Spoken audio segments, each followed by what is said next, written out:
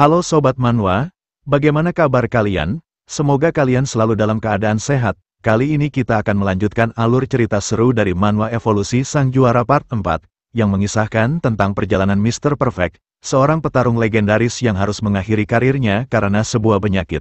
Namun kisahnya belum berakhir. Setelah pensiun dia terlahir kembali sebagai Yeon Hitae di dunia Murim, dengan semangat baru dan teknik modern dari kehidupan lamanya, Yeon Hitae melanjutkan perjuangannya untuk meraih kejayaan dan menghadapi berbagai tantangan. Nah, bagi kalian yang belum menonton part sebelumnya silahkan cek playlist yang telah Mimin buat. Kalau sudah langsung saja kita lanjut ke part 4.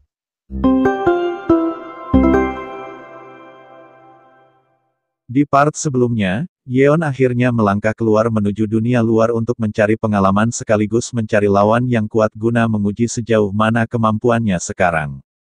Sambil meninggalkan kediamannya, Yeon terus memandangi senjata baru yang ada di lengannya. Ia merasa sangat senang karena senjata tersebut merupakan hasil permintaan pribadinya kepada ayahnya.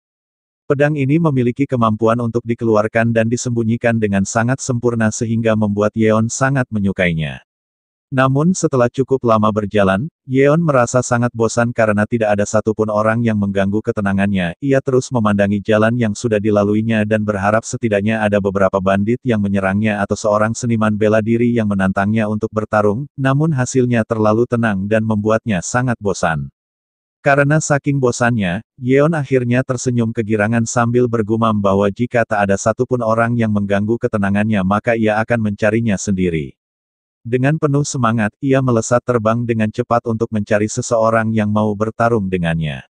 Di sebuah gerbang masuk kota, terlihat para pedagang dan pengembara sedang mengantri untuk memasuki kota tersebut. Para pedagang merasa resah dengan keadaan ini karena antriannya sangat panjang padahal ini hanyalah kota kecil. Mereka bahkan mengeluh mengatakan bahwa seandainya mereka bisa mempelajari seni bela diri Qinggong, mereka pasti bisa terbang di langit dan langsung melewati tembok kota ini. Di waktu yang bersamaan ketika mereka mengatakan hal tersebut, mereka terkejut oleh seseorang yang datang dari langit. Ternyata itu adalah Yeon yang berhasil mendarat dengan sempurna. Selama perjalanan ia tak menemukan satupun orang untuk diajak bertarung dan kini ia tiba di tempat ini. Yeon memandangi sekelilingnya dan bertanya-tanya di mana ia sekarang. Yeon mengatakan bahwa ia terlalu asik menggunakan kemampuan terbangnya sehingga tak mengetahui di mana ia mendarat saat ini. Dua pedagang tadi kemudian menghampiri Yeon dan memberikan rasa hormat, sementara itu rekannya merasa sangat ketakutan karena takut terlibat masalah dengan seorang master bela diri. Pedagang tersebut memberitahu Yeon bahwa tempat ini adalah salah satu dari 3 kota besar di Provinsi Henan. Mengetahui hal itu Yeon merasa berterima kasih dan menanyakan arah mana yang sebaiknya ia ambil untuk pergi ke Provinsi Anhui. Pedagang tersebut memberitahu bahwa Yeon harus menuju Loyang terlebih dahulu. Ia juga memberi saran jika Yeon sedang tidak terburu-buru, sebaiknya ia tinggal di kota ini sebentar untuk menikmati makanan lezat yang ada di sini. Mendengar saran tersebut, Yeon sekali lagi mengucapkan terima kasih. Ia memutuskan untuk menginap sehari di kota ini sesuai dengan saran pedagang tersebut untuk menikmati makanan lezat. Dari kejauhan dua pria misterius memandangi Yeon dengan niat jahat. Mereka mengatakan bahwa sebentar lagi mereka akan kaya dan pasti bos mereka akan menyukai hal ini. Scene berpindah di salah satu rumah makan. Beberapa orang sedang membicarakan seorang master seniman bela diri yang dijuluki Raja Tiran Armor Hantu. Katanya dia adalah salah satu dari 100 master bela diri tingkat teratas, dan dikenal selalu menggunakan armor besi yang berbeda dari seniman bela diri pada umumnya. Mereka membicarakan gosip bahwa murid dari Raja Tiran Armor Hantu akan datang mengunjungi klan Nangong. Alasannya adalah karena Raja Tiran Armor Hantu memiliki hutang budi besar kepada Sword Emperor atau Kaisar Pedang yang ada di Nangong yang biasanya disebut Tuan Nangong Jocheon. Karena hal tersebut Raja Tiran Armor Hantu mengutus muridnya untuk memberikan hadiah kepada Kaisar Pedang. Dengan kedatangan murid tersebut klan Nangong saat ini tengah mempersiapkan penyambutan besar-besaran dan menyiapkan beberapa hadiah istimewa. Ternyata di salah satu meja, Yeon juga berada di sana dan mendengar semua percakapan mereka. Mengetahui hal ini Yeon merasa bersemangat. Ia bergumam bahwa jika semua ini berjalan sesuai keinginannya, maka ia pasti bisa bertarung dan melihat seni bela diri milik Raja Tiran Armor Hantu melalui muridnya. Ketika Yeon dan pengunjung lain sedang asyik menikmati makanan mereka, terdengar dari luar seseorang membuat keributan. Seseorang lalu memaksa menerobos masuk dengan terus-menerus menendang pintu kedai tersebut dengan kuat, yang membuat orang-orang menjadi risih dan ketakutan. Tak lama kemudian pintu tersebut akhirnya hancur setelah didobrak beberapa kali. Ternyata itu adalah ulah dua pria sebelumnya yang memandangi Yeon dengan niat jahat, namun kali ini mereka membawa bos mereka ikut bersamanya. Mereka tertawa bahagia sambil menyebut diri mereka sebagai sekte surgawi kegelapan yang tak terkalahkan yang akan mengambil alih tempat ini. Dengan tawa dan tampang jahatnya, mereka memperingatkan semua orang di tempat itu untuk bekerja sama jika tak ingin mengalami sesuatu yang mengerikan. Diketahui kalau pria ini bernama Guang Suk, ia dijuluki sebagai perisai yang tak terkalahkan karena kekuatan tubuhnya yang sangat kuat layaknya sebuah besi. Melihat kedatangan mereka orang-orang mulai bertanya-tanya apa yang sebenarnya mereka inginkan di tempat seperti ini. Guang Suk kemudian meminta semua orang untuk tetap tenang dan tidak perlu merasa khawatir. Ia menjelaskan bahwa maksud kedatangan mereka adalah karena mereka memiliki hubungan bisnis dengan murid Raja Tiran Armor Hantu yang ada di kedai ini. Mendengar hal tersebut, semua orang menjadi terkejut dan panik. Mereka bertanya-tanya apakah benar ada murid Raja Tiran Armor Hantu di tempat seperti ini. Mereka mulai melirik ke sana kemari untuk mencarinya di antara semua orang yang ada di tempat itu. Sementara itu, Yeon malah tersenyum licik penuh bahagia. Ia bergumam bahwa meskipun ia tidak tahu siapa murid Raja Tiran Armor Hantu di antara mereka semua, namun menurutnya murid itu akan menghadapi sedikit masalah karena ketiga orang yang datang ini sedang mengincarnya. Namun, Guang Suk dan para pengikutnya malah mendatangi meja Yeon. Yeon yang melihat mereka merasa penasaran dan bertanya-tanya apa sebenarnya yang coba mereka lakukan. Hal tak terduga tiba-tiba terjadi yang membuat Yeon sangat terkejut sampai-sampai menyemburkan air dari mulutnya. Ternyata terjadi kesalahpahaman di mana Guang Suk menganggap Yeon adalah murid Raja Tiran Armor Hantu. Dengan sedikit rasa kesal, Yeon menjelaskan bahwa ia bukanlah murid Raja Tiran Armor Hantu, namun mereka menyangkalnya dengan menunjuk armor yang dipakai oleh Yeon. Mereka mengatakan bahwa mereka tidak mungkin salah orang dan juga mereka tidak mudah tertipu. Dengan penuh kegirangan dan tawa jahat, mereka menasihati Yeon agar tidak perlu merasa takut atau khawatir. Mereka berjanji akan mengampuni nyawanya jika Yeon mau memberikan mereka hadiah besar. Dengan semangat membara, Guang Suk bergumam bahwa ini adalah kesempatan yang sangat bagus. Ia harus meminta ramuan kenaikan surgawi, karena jika ia mendapatkannya dan menggunakannya dengan baik, maka dipastikan ia akan mencapai level tingkat puncak tertinggi dan menguasai wilayah ini sepenuhnya. Yeon menghela napas panjang dan bergumam bahwa sepertinya mereka adalah tipe orang yang tidak bisa diajak bicara. Yeon bangkit dari tempat duduknya dan mengatakan bahwa sepertinya ia tidak punya pilihan lain. Ia bergumam bahwa kesenangan yang tak terduga akhirnya datang padanya dengan sendirinya. Yeon kemudian berjalan keluar melewati ketiga orang tersebut. Mereka yang melihatnya memperingatkan Yeon agar jika ingin kabur setidaknya jangan lakukan secara terang-terangan. Mereka bahkan tertawa memperingatkan Yeon agar lebih baik menyerahkan diri sebelum ia terluka. Dengan perasaan bahagia, Yeon berbalik dan meminta mereka bertiga untuk segera mengikutinya. Yeon mengatakan kepada mereka bahwa sebaiknya mereka mencari tempat yang tenang untuk hasil yang lebih maksimal. Yeon membawa mereka masuk cukup jauh ke dalam hutan, sementara itu Guang Suk juga membawa lebih banyak pengikutnya. Dengan penuh percaya diri, Guang Suk meminta Yeon untuk segera menyerahkan ramuan kenaikan surgawi dengan tenang. Ia sekali lagi memperingatkan Yeon agar bekerja sama dengan baik sebelum semuanya terlambat. Namun dengan cepat Yeon melesat ke arah Guang Suk sambil berteriak agar Guang Suk diam dan berhenti berbicara. Guang Suk segera mengepalkan tinjunya dan mengambil posisi siap bertarung. Ia tertawa dan dengan lantang menyebut Yeon sebagai bocah bodoh yang tidak tahu dengan siapa ia sedang berurusan. Guang Suk bahkan mengatakan bahwa ia akan membunuh Yeon dengan hanya sekali serangan. Namun, pergerakan Yeon sangat cepat. Ia langsung memukul perut Guang Suk tanpa ia sadari. Guang Suk baru saja akan menyerang tetapi Yeon sudah memukulnya seolah-olah waktu melambat bagi Guang Suk. Tak berhenti sampai di situ Yeon melanjutkannya dengan teknik kickboxing, menghantam kepala Guang Suk menggunakan siku bagian dalamnya dengan penuh kepuasan. Seketika Guang Suk terlempar jauh dan menabrak pohon, yang langsung tumbang akibat benturan kuat. Melihat hal itu semua pengikut Guang Suk menjadi panik dan ketakutan. Mereka tidak menyangka dan bertanya-tanya ada apa dengan kekuatan bocah itu yang mampu menghempaskan seorang master bela diri puncak hanya dalam sekali pukulan. Yeon yang sejak tadi memendam rasa kekesalannya akhirnya mulai meluapkannya. Ia berteriak meminta mereka semua agar tak ada satupun yang berani melarikan diri karena hari ini mereka semua akan mati. Seharian itu hutan seolah-olah berteriak, di mana mereka semua dihabisi satu persatu tanpa ampun, mereka terus berteriak meminta tolong sepanjang hari dan meminta Yeon untuk mengampuni mereka. Keesokan harinya di kedai yang sama, orang-orang sangat penasaran mengenai keadaan Yeon yang dianggap sebagai murid Raja Tiran Armor Hantu. Sebagian dari mereka merasa kasihan dan khawatir karena Yeon dibawa keluar oleh Guang Suk yang sudah berada di level puncak Master Bela Diri. Mereka sangat kasihan dan mengatakan bahwa pasti saat ini Yeon sedang mengalami banyak cedera, namun di satu sisi, mereka merasa bersyukur dan berharap agar setidaknya Yeon bisa kembali dengan utuh. Mereka bahkan merencanakan apakah sebaiknya berita ini disampaikan kepada penguasa kota karena sayang sekali melihat pemuda yang masih memiliki masa depan panjang seperti Yeon harus menjadi korban keganasan kelompok Guang Suk.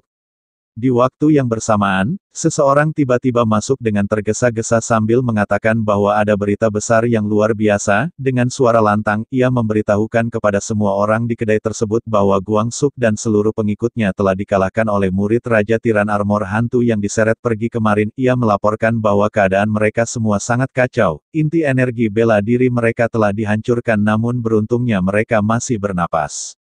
Mendengar hal tersebut semua orang menjadi senang dan bersemangat, mereka menyebut Yeon sebagai kesatria naga muda yang baik hati karena ia telah menundukkan para penjahat tanpa membunuhnya, mereka pun bersorak gembira dan terus meneriakkan bahwa kesatria naga telah muncul. Namun salah satu orang di kedai tersebut memiliki niat lain, ia bergumam bahwa jika murid Raja Tiran Armor Hantu belum mati maka ia pasti masih membawa ramuan kenaikan surgawi. Dengan kesimpulan tersebut ia mengatakan bahwa ini adalah berita yang sangat bagus untuk disampaikan kepada bosnya. Sementara itu, terlihat Yeon yang sedang asik berjalan santai di dalam hutan, ia menghela napas dan mengungkapkan rasa kekecewaannya. Yeon mengatakan bahwa ia merasa sangat kecewa karena orang-orang lemah seperti Guang Suk dan pengikutnya malah berulah di tempat berbahaya seperti dunia murim ini. Selain itu Yeon juga merasa sangat kecewa karena lawannya terlalu mudah dan lemah padahal setidaknya mereka sudah berada di level Master Bela Diri Puncak. Dengan penuh rasa optimis, Yeon meyakinkan dirinya bahwa di luar sana pasti ada master bela diri puncak tertinggi yang luar biasa, yang setidaknya bisa memberikan hiburan padanya. Dan ternyata diketahui dalam perjalanan menuju kota ini, Yeon sempat bertemu dengan dua seniman bela diri, seorang anak kecil dan seorang pria tua yang sedang bertarung dengan sangat intens. Yeon menyebut kemampuan mereka berdua sangat kuat, sampai-sampai bisa menimbulkan pertumpahan darah dan menjadikan dunia ini menjadi neraka. Karena mengetahui jelas bagaimana rasanya keseruan dalam pertarungan, Yeon akhirnya memutuskan untuk meninggalkan mereka dan tidak mengganggu pertarungan seru mereka. Meskipun begitu Yeon tetap merasa kecewa karena tidak menemukan orang kuat seperti mereka berdua dan malah bertemu dengan tiga pengikut bajingan di kota ini. Di waktu yang bersamaan, Yeon merasakan kehadiran beberapa orang yang mengintainya dari kegelapan. Dengan perasaan malas Yeon segera menyuruh mereka untuk keluar karena saat ini ia sangat malas untuk bergerak. Tak lama kemudian dua pria dewasa keluar dari balik pepohonan, sambil tertawa mereka meremehkan Yeon yang ternyata hanyalah seorang bocah, mereka bahkan menyebut Yeon sebagai bocah lemah yang menyedihkan. Yeon yang melihatnya sedikit menghina mereka dengan menanyakan apakah mereka adalah pria mesum yang mengikutinya. Salah satu pria mendekati Yeon dan mengungkapkan maksud kedatangannya. Pria itu mengatakan bahwa ia datang karena menginginkan harta yang dibawa oleh Yeon. Ia meminta Yeon untuk menyerahkan hartanya dengan baik-baik jika dia tidak ingin terluka. Ternyata pria tersebut adalah bos bandit yang sebelumnya diperlihatkan pada chapter awal. Sekali lagi mereka semua salah paham mengira Yeon sebagai murid Raja Tiran Armor Hantu. Seketika raut wajah Yeon dipenuhi rasa kekesalan yang mendalam, ia mengumpat dan dengan tegas mengatakan bahwa ia sudah berkali-kali menyebutkan bahwa ia bukan murid Raja Tiran Armor Hantu. Sekali lagi ia mengumpat dan menyebut mereka semua binatang sambil bertanya apakah mereka bisa mengerti bahasa manusia. Merasa terhina bos bandit langsung menyerang Yeon dengan cepat. Ia menegaskan kepada Yeon bahwa di luar sana selalu ada orang yang jauh lebih baik. Oleh sebab itu ia meminta Yeon untuk tidak bersikap sombong dan melebih-lebihkan kekuatannya hanya karena gurunya seorang master yang terkenal. Namun seketika tinju keras yang dilayangkan Yeon langsung mendarat di wajahnya dengan telak di mana itu membuat beberapa giginya lepas akibat pukulan tersebut. Seketika itu juga ia langsung terkapar di tanah dan tak sadarkan diri seluruh tubuhnya bergetar akibat kekuatan pukulan Yeon. Yeon memandanginya dengan rasa bosan, mengatakan bahwa ia kembali bertemu dengan seseorang yang lemah dan banyak bicara tanpa memiliki kemampuan yang layak. Saking merasa bosannya Yeon menghajar mereka semua sekaligus, membuat mereka semua terkapar tak berdaya di tanah. Yeon sekali lagi memandangi mereka semua dan bergumam bahwa ia sebenarnya tidak perlu mengampuni nyawa mereka, tetapi karena ia telah menghancurkan dantian atau core mereka, maka Yeon merasa ini sudah cukup karena mereka pasti tidak bisa melakukan balas dendam padanya. Dengan penuh semangat, Yeon menegaskan pada dirinya sendiri bahwa sekarang ia adalah seorang seniman bela diri dan harus menguatkan dirinya, karena kedepannya ia pasti tidak bisa menghindari pertumpahan darah. Di suatu tempat, terlihat sebuah desa yang sedang terbakar, api berkobar di mana-mana membakar seluruh rumah warga desa. Salah satu warga tampak memohon kepada seorang pria yang berdiri di hadapannya, ia menangis dan memohon agar nyawanya diampuni karena ia masih memiliki istri dan anak perempuan yang harus diurus. Namun pria di hadapannya sama sekali tidak peduli dan membunuhnya dengan sangat kejam, ia bahkan menjilat darah di tangannya sambil mengatakan bahwa tidak seharusnya pria itu muncul di hadapannya, ia juga mengatakan akan membunuh semua orang di desa ini karena itu adalah hiburan yang sangat nikmat baginya. Pria ini dijuluki Fish Demon, ia adalah seorang seniman bela diri dari tinju telapak tangan iblis kembar dan merupakan seorang seniman bela diri yang akan mencapai puncak tertinggi. Tak lama rekannya datang dan mengatakan bahwa mereka harus segera pergi karena mereka tidak punya banyak waktu untuk bermain-main di tempat ini, ia menegaskan bahwa mereka harus segera menemukan murid Phantom King sebelum dia sampai di klan Nangong. Pria ini dijuluki Palm Demon, ia juga merupakan tinju telapak tangan iblis kembar dan seorang seniman bela diri yang akan mencapai puncak tertinggi. Dengan semangat dan tawa jahatnya, Fish Demon mengatakan bahwa mereka tidak perlu khawatir karena ia yakin murid tersebut bahkan belum sampai di kota Loyang. Fish Demon menegaskan bahwa instingnya tidak pernah salah bahkan hingga saat ini. Mereka kemudian melangkah pergi meninggalkan desa sambil tertawa bahagia tanpa merasakan sedikit pun rasa bersalah setelah membantai seluruh warga desa dan membakar desa tersebut hingga rata dengan tanah. Di dalam hutan Yeon bertemu dengan dua pengembara, ia menanyakan tentang jalan menuju Loyang, pengembara tersebut mengatakan bahwa mereka juga akan pergi ke sana jadi sebaiknya mereka pergi bersama. Mendengar hal tersebut Yeon merasa senang dan langsung setuju karena menurutnya akan lebih baik jika ia memiliki seorang penunjuk jalan. Sambil bersantai, Yeon kembali mengingat pengalaman konyolnya sebelumnya, ia tak menyangka bahwa kesalahpahaman yang dialaminya membuatnya menjadi incaran banyak orang. Hal ini membuat Yeon penasaran dan bertanya-tanya tentang siapa sebenarnya murid Raja Tiran Armor Hantu. Ia sangat ingin bertemu langsung karena rasa penasarannya yang mendalam. Tiba-tiba, sebuah ledakan besar terjadi di tempat di mana Yeon dan dua pengembara berada, akibatnya area di sekitar menjadi rata dengan tanah dan banyak pepohonan tumbang serta hancur akibat ledakan tersebut. Beruntung mereka bertiga berhasil selamat dari ledakan itu, Yeon berhasil menyelamatkan kedua pengembara sebelum ledakan mengenai mereka. Yeon segera menyuruh mereka untuk pergi dan mencari tempat aman karena ia merasakan sesuatu yang kuat sedang mendekat. Tak lama kemudian, muncullah dua demon yang ternyata adalah penyebab ledakan tersebut. Mereka berniat menyingkirkan Yeon dengan sekali serangan namun dia berhasil selamat. Mereka mengira Yeon adalah murid dari Raja Tiran sehingga itulah alasan mereka menyerangnya. Untuk kesekian kalinya Yeon kembali menegaskan dengan lantang bahwa ia bukanlah murid Raja Tiran dan mengatakan kalau ini semua hanyalah kesalahpahaman. Yeon meminta mereka untuk segera pergi karena mereka telah salah orang. Namun seperti lawan-lawannya sebelumnya, mereka malah tertawa kegirangan menegaskan bahwa tidak mungkin mereka bisa ditipu. Mereka bahkan menyebut Yeon sebagai bocah yang sangat berani karena berbohong secara terang-terangan di hadapan mereka. Dengan penuh percaya diri, Palm Demon kemudian memperkenalkan diri mereka agar Yeon tahu seberapa menyeramkannya reputasi mereka. Palm Demon menjelaskan bahwa mereka adalah tinju telapak tangan iblis kembar. Mereka adalah penjahat terkenal dari generasi sebelumnya dan dikenal sebagai bandit brutal yang suka membunuh orang tanpa alasan. Dengan penuh kebanggaan, mereka mengungkapkan bahwa secara alami mereka adalah musuh dari generasi sebelumnya. Mereka selalu berhasil melarikan diri dan hidup bebas tanpa tertangkap berkat teknik Qinggong atau teknik terbang yang telah mereka kuasai hingga tingkat tinggi, serta kemampuan insting mereka yang sangat tajam. Insting ini memungkinkan mereka merasakan dan menghindari bahaya dengan sangat cepat. Dengan aura gelap menyelimuti tubuh mereka dan senyum penjahat, mereka menyampaikan kepada Yeon bahwa mereka sangat ingin segera beristirahat, oleh karena itu mereka meminta Yeon untuk segera menyerahkan ramuan kenaikan surgawi yang kabarnya sedang dibawanya. Belum juga Palem Demon selesai bicara Yeon langsung menendang wajahnya yang membuatnya terlempar. Yeon sudah sangat kesal dengan situasi seperti ini yang tak ada habisnya. Hanya dengan tendangan itu membuat Palem Demon langsung terhempas sangat jauh menabrak beberapa bongkahan batu dan mendarat dengan dentuman keras.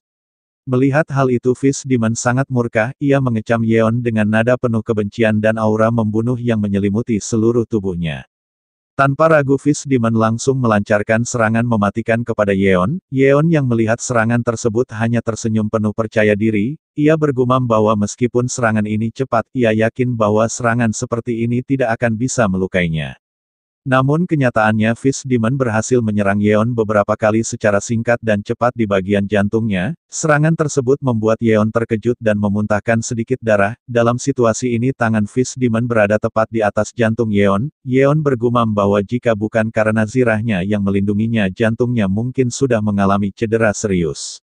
Dengan penuh percaya diri Fist Demon menghina Yeon, menyebutnya sebagai bocah bodoh. Dengan nada tinggi ia berkata mana mungkin bocah kecil seperti Yeon yang baru melangkah ke dunia luar bisa memahami teknik gerakan dari tusukan ularnya. Selain itu Fist Demon juga memperingatkan Yeon untuk memperhatikan punggungnya yang terbuka lebar, dan tiba-tiba dari belakang Palem Demon muncul dengan penuh semangat, bersiap menyerang dengan mengumpulkan energi di telapak tangannya. Setelah itu ia langsung meledakkan energi tersebut tepat ke arah Yeon. Serangan tersebut sangat kuat hingga meratakan semua pepohonan di jalur serangannya.